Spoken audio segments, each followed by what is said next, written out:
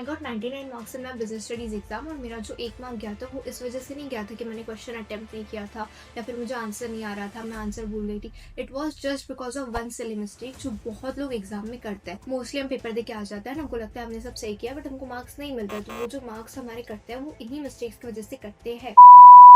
Hello everyone, I am Sheetal and I have scored 96% in class 12th and I am currently in CA Inter. मेरे business studies में 99 marks थे। I know how it feels कि जब आपके board sir पे हो and you don't know कि revise कैसे करना है, सिलेबस इतना सारा पेंडिंग है, उसको कैसे कंप्लीट करें, टाइम कैसे मैनेज करें, सिली मिस्टेक्स हो रही है उसमें बस मार्क्स जा रहे हैं, उसको कैसे ठीक करें, एग्जाम के लिए डर लग रहा है उसको कैसे ओवरकम करें। And to be honest boards के वक्त मेरी भी सेम सिचुएशन थी, but trust me guys, business studies बहुत स्कोरिंग सब्जेक्ट है। ये होता ही है फ्री के मार्क्स दिलाने के लिए। आपको बस कुछ चीजें पता करनी है कि एग्जाम कैसे लिखते हैं, बिजनेस में पढ़ाई कैसे करते हैं, and you will score a great number in business studies.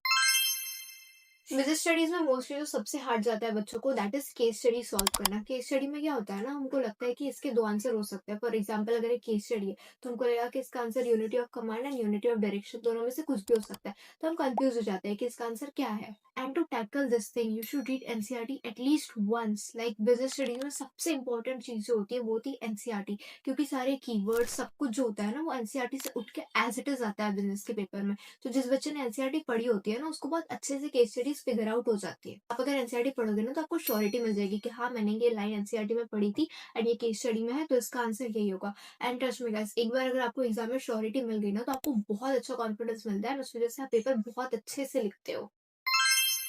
Business studies में सबसे इंपॉर्टेंट चीज होती है रिवीजन।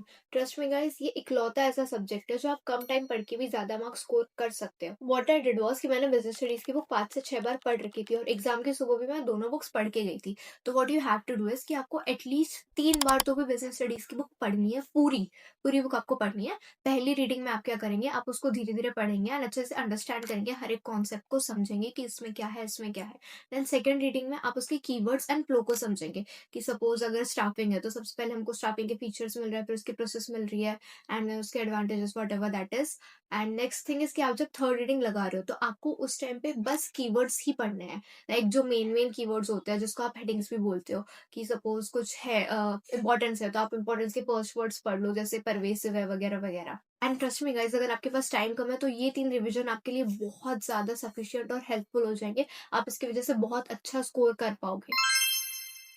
अब आप जब पढ़ रहे हो, रीड लगा रहे हो, तो आप ये नहीं कि आप सारे चैप्टर में ज़्यादा टाइम दे रहे हो। आपको पता है कि प्रिंसिपल ऑफ मैनेजमेंट बहुत इंपॉर्टेंट चैप्टर है। उसको अच्छे से पढ़ो, 3-4 बार पढ़ो, टाइम देके पढ़ो, समझो, सब क्लियर करो, सारे डाउट्स क्लियर करो। आपको पता है कि बिज़नेस एनवायरनमेंट और जो फर्स्ट हमारा चैप्टर है दैट इज़ नॉट इतना हार्ड नहीं है, वो आराम से हो जाएगा। तो आप उसको ज़्यादा टाइम मत दो, जो ज़्यादा इंपॉर्टेंट चैप्टर है उसको टाइम दो। ऐसे करके आपका टाइम ज़्यादा वेस्ट नहीं होगा और आप थोड़ा-सा एफिशिएंटली पढ़ पाओगे। The most important thing is कि मेरा बिजनेस स्टडीज का प्री बोर्ड था एंड मुझे बिजनेस स्टडी इतना अच्छे से नहीं आता था। मेरी बस फर्स्ट बुक कंप्लीट हुई थी, सेकंड बुक मुझे नहीं आती थी एंड फर्स्ट बुक भी मैंने बहुत पहले पढ़ रखी थी। क्योंकि मैं अकाउंट्स पे ज्यादा फोकस कर रही थी तो मैंने बिजनेस पे ध्यान नहीं दिया था। तो मेरा एग्जाम था एंड रात के 11 बजे आई वाज लाइक कि मैं अब क्या करूँ, कैसे प्रिपेयर करूँ, तो कुछ हो ही नहीं सकता। बट फिर मुझे मेरे पास एक 20 सैम्पल पेपर की बुक दिखी एंड मैंने बस उसमें से गो थ्रू किया। मैंने लाइक सारे क्वेश्चन एंड उनके आंसर पढ़ लिए। ये भी नहीं कि मैंने खुद से दिमाग लगाने की सॉल्व की कि इसका आंसर क्या होगा एंड ऑल। मैंने बस एक बार पूरे जितने हैं 20 सैंपल पेपर सारे एक बार रीड किए उसके आंसर के साथ। मैंने सुबह 4-5 बजे तक वो पढ़ा था एंड उसमें लाइक 20 सैंपल पेपर थे, तो फिर हर सैंपल पेपर में 20 एमसीक्यू होता है। तो मेरे 400 एमसीक्यू हो चुके थे, मेरे लगभग 280 केस स्टडी वाले क्वेश्चन हो चुके थे। एंड जब आप इतने क्वेश्चन सॉल्व करते हो ना तो आपके अंदर वो कॉन्फिडेंस आ जाता है कि आपको पता चलता है कि इसका आंसर ऐसे लिखता है, इसका आंसर ये हो सकता है, इस कॉन्सेप्ट से इस तरीके के क्वेश्चन आते हैं। मुझे लास्ट के जो 4 चैप्टर है उनके कॉन्सेप्ट इतने अच्छे से नहीं पता थे, बट आई न्यू कि इस चैप्टर से इस कॉन्सेप्ट से ऐसा क्वेश्चन आता है। अगर मुझे इस टाइप का क्वेश्चन दिख रहा है तो उसका आंसर यही होगा पक्का। बिजनेस में आपको यही एक एडवांटेज मिलता है कि इसमें इको और अकाउंट्स की तरह दिमाग नहीं लगाना होता है। वही वही चीजें होती है, वही वही कॉन्सेप्ट होते हैं, वही वही आंसर्स होते हैं, तो आपको जल्दी से फिगर आउट हो जाता है। अकाउंट्स में अमाउंट्स नहीं आ जाती है तो फिर उसमें आपको टाइम लगता है, बट बिजनेस में ऐसा नहीं होता। आप क्वेश्चन देख के आंसर फिगर आउट कर सकते हो अगर आपको पता है कि इस कॉन्सेप्ट का है या फिर इस चीज से रिलेटेड है। एंड मोस्टली सारी वही वही केस स्टडीज, वही वही एमसीक्यू, वही वही चीजें आती है। ज्यादा कुछ चीजें रिपीट होती है एंड आपको नया कुछ ज्यादा देखने के लिए नहीं मिलता।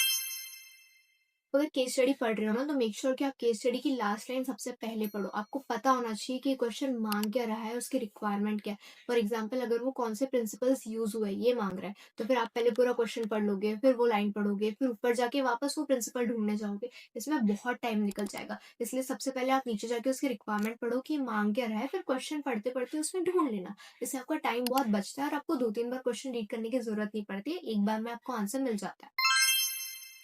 आप एग्जाम में बिना केस स्टडी सॉल्व किए बिल्कुल मत जाना, पूरे ब्लैंक हो जाओगे।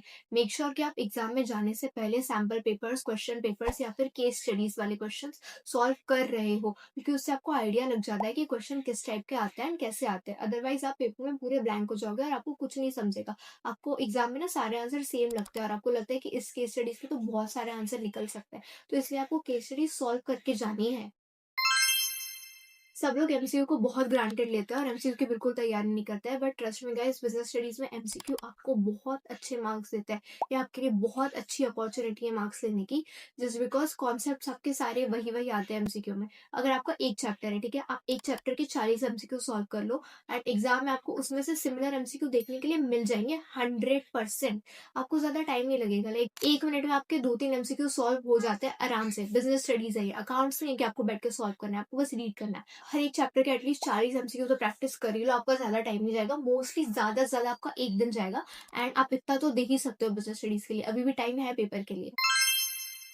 लुक, मैं बस सैम्पल पेपर गो थ्रू करके गई थी प्री बोर्ड में एंड मेरे इतने अच्छे मार्क्स आ गए थे, जस्ट बिकॉज मुझे पता था कि आंसर प्रेजेंट कैसे करना है। सबसे इंपॉर्टेंट बिजनेस स्टडीज में प्रेजेंटेशन होता है एंड आपको मार्क्स भी प्रेजेंटेशन के ही मिलते हैं। अगर आप केस स्टडीज में आंसर फिगर आउट भी कर लो, तो एग्जामिनर चेक करता है कि इस बंदे ने आंसर को लिखा कैसे है, प्रेजेंट कैसे किया है, उस हिसाब से आपको मार्क्स देता है। फॉर एग्जाम्पल, अगर आपको प्लानिंग की लिमिटेशन पूछी है, तो सबसे पहले आपको प्लानिंग के बारे में लिखना है कि प्लानिंग का मीनिंग वगैरह क्या है। देन आपको उसकी लिमिटेशन लिखनी है कि रिजिड है एंड टाइम कंज्यूमिंग है, then whatever that is. आपको ऐसे अगर 4 मार्क का क्वेश्चन है तो आपको 4 पॉइंट्स लिखना है, 3 मार्क का तो आपको 3 पॉइंट तो मिनिमम लिखने ही है।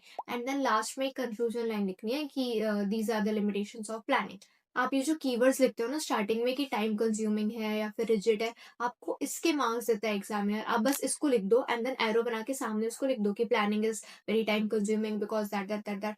ऐसे करके आप लिख दो। एग्जामिनर आपकी वो आगे वाली कहानी नहीं पढ़ता है, वो बस वो फर्स्ट वाला जो वर्ड है उसको देख के मार्क्स आपको दे देता है, अगर आपका वो वाला कीवर्ड सही हो तो। रिमेंबर, अगर 4 मार्क का क्वेश्चन है तो मिनिमम 4 पॉइंट लिखो, 3 मार्क का क्वेश्चन है मिनिमम 3 पॉइंट लिखो, 6 मार्क का क्वेश्चन है तो आप तो पूरा पेज ही भर दो एंड बहुत सारे पॉइंट्स लिखो। अगर आपको लग रहा है कि इस क्वेश्चन में डायग्राम बन सकता है, फ्लो चार्ट बन सकता है, टेबल बन सकता है, अगर कोई आपको डिफरेंस वाला टेबल है या फिर कुछ भी है, तो आप उसमें अच्छे से टेबल बनाओ, आप फ्लो चार्ट बना सकते हो, कुछ भी करो, बस आपको लगना चाहिए कि पेपर बहुत अच्छे से प्रेजेंट किया है।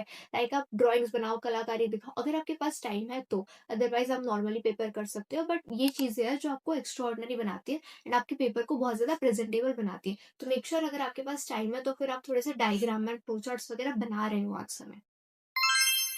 बिजनेस स्टडीज में ना मोस्टली बच्चों को याद नहीं होता है फीचर्स या फिर एडवांटेजेस। तो बिजनेस में ना बहुत सारी सेम सेम चीजें होती है, लाइक गोल ओरिएंटेड है, परवेसिव है, या फिर कोऑर्डिनेशन है, एफिशिएंसी है। ये ऐसे कुछ रेस्क्यू पॉइंट्स है ना जो हर चीज में मैक्सिमम आते ही है। तो अगर आपको कुछ नहीं आ रहा है ना तो आप ये सब चीजें लिख दो एंड मोस्टली चीजों में यही सब यूज होता है। तो अगर आपको कुछ नहीं आ रहा है ना तो आप ये सब चीजें लिख दो, आपको मार्क्स मिल जाएंगे। एंड ऐसे और भी बहुत सारी चीजें हैं जो कि वही वही रिपीट हो रही होती है। तो ये सब पॉइंट्स आपको याद रखना है। एंड फॉर कीवर्ड्स आप I guess Sunil Panda sir की वीडियो देख सकते हैं, उसमें आपको सारे कीवर्ड्स बहुत ही कम टाइम में वो अच्छे से समझा देंगे एंड वो बहुत ही एग्जाम ओरिएंटेड होते हैं। तो आपको एक बार पढ़ के जाओगे ना एग्जाम के पहले, तो आप एग्जाम में वही वही कीवर्ड लिख के आना एंड आपको उसी के मार्क्स देगा एग्जामिनर। स्टडीज सबको याद नहीं होता है जनरली, क्योंकि आप एक चैप्टर पढ़ते हो, फिर अगले दिन दूसरा चैप्टर पढ़ते हो, फिर तीसरा चैप्टर पढ़ते हो, ऐसे करके आप प्रीवियस वाला भूल जाते हो। तो आज अगर आप एक चैप्टर पढ़ रहे हो तो फिर कल जब आप सेकंड चैप्टर पढ़ोगे तो उससे पहले 10 मिनट निकाल के फर्स्ट चैप्टर को अच्छे से रिवाइज कर लेना। थर्ड डे आप जब थर्ड चैप्टर पढ़ोगे तो पहले 2 चैप्टर को पहले 10 मिनट में रिवाइज कर लेना। ऐसे करके आप ऐसा पूरा फ्लो बनाओ एंड देन उसको रिवाइज करते चलो, इससे आप पीछे का नहीं भूलोगे और आगे का भी आपका होते जाएगा। तो मिस्टेक आई डिड वाज़ कि मुझे लगा था कि पूरा पेपर तो बहुत ईज़ी है, मुझे बहुत अच्छे से आता है एंड मैंने एमसीक्यू में गलती की थी। मैंने जो गलती की थी दैट वाज़ कि मैंने ऑप्शन ए का लिख के ऑप्शन बी लिख दिया था। फॉर एग्जांपल, ऑप्शन ए के सामने जो था मैंने उसको लिखा आंसर शीट में एंड मैंने उसके सामने ऑप्शन बी डाल दिया। तो इस वज़ह से मुझे एग्जामिनर ने उसके मार्क्स नहीं दिया। तो मेक श्योर कि आप जब भी लिखो तो आप बहुत अच्छे से क्लैरिटी से लिखो। आप क्वेश्चन नंबर बहुत अच्छे से डाल रहे हो, ऑप्शन नंबर सही से डाल रहे हो। आप अगर कोई नया सेक्शन है, सपोज 3 मार्क के सारे क्वेश्चन हो गए, तो 4 मार्क का सेक्शन जो है वो आप नेक्स्ट पेज से स्टार्ट कर। अगर आपको कुछ नहीं आता है बिज़नेस स्टडीज़ में, तो जो इम्पोर्टेंट चैप्टर है जैसे प्रिंसिपल ऑफ मैनेजमेंट है, उसको आप अच्छे से कर लो, सारे प्रिंसिपल्स को कर लो। इम्पोर्टेंस वगैरह सबकी मोस्टली सेम होती है, उसको अच्छे से कर लो एंड सारी प्रोसेस आप अच्छे से लर्न कर लो। इतना सब करके तो आप बिज़नेस स्टडीज़ में आराम से पास हो ही जाओगे। Guys don't worry for your exam, एकदम शांति से पेपर लिखना एंड अच्छे से क्वेश्चन पढ़ना। कभी-कभी केस स्टडीज़ को हम एक्साइटेड होके गलत तरीके से अज़्यूम कर लेते हैं कि हम लोग 1-2 लाइन पढ़ते हैं एंड वी आर लाइक कि ये वाला टॉपिक तो इस कॉन्सेप्ट में था, तो हम पहले से अज़्यूम कर लेते हैं कि ये इसका ही है आंसर है एंड फिर हम कुछ और सोचते ही नहीं, हम बस उसी के पीछे लग जाते हैं और उसकी वजह से हमारा पूरा आंसर गलत हो जाता है। तो थोड़ा-सा ओपन माइंड रख के पूरा केस स्टडी पढ़ना एंड देन फिगर आउट करना कि इसका आंसर क्या हो सकता है। ओके गाइस, आई होप आप लोग कुछ सीखे हो इस वीडियो से। Thank you so much for watching. I hope आपका पेपर बहुत अच्छा जाए।